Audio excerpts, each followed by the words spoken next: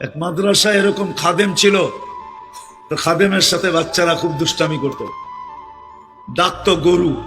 কি হ্যাঁ, পড়ার সময় গরু ডাকতো। তো ও ছিল একটু সাদা সিধা, সাদা সাদা সিধা বুঝেন, সরল ছিল, সরল সহজ সরল, একটু হাবলা টাইপের, তো বেশি মাথায় নিত না। আবার দেখবেন হাবলা মানুষ চেতলে কিন্তু খবর আছে, ঠিক ঠিক না? একদিন বৃষ্টি হইতেছিল প্রচন্ড, এর দায়িত্ব ছিল ছেলেদেরকে খানা পরিবেশন করা।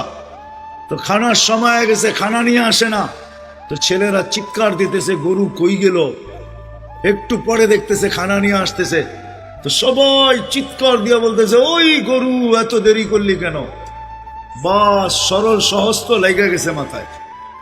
খানা নামায়া দিয়া মোহতামিম সাহেবের কাছে যা বলতেছে চাকরি করব না। কেন? কটি মাদ্রাসায় যেটি পালেন এটি সব দেয়া দাও। সবসময় গরু বলে শোয়া গেছি, আজকেও গরু বলতেছে বিজা বিজা খানা নিয়ে আইলাম। তো মোহতামিম সাহেব বুঝছে যে সরল সহজ মানুষ চেতলে তো এরমই চেতে গেছে গা সিধা বাড়িতে।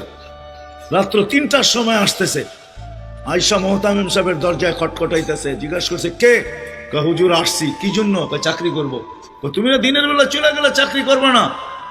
এতদিন চাকরি করতেছিলাম শুই না, এখন চাকরি করবো দেখা।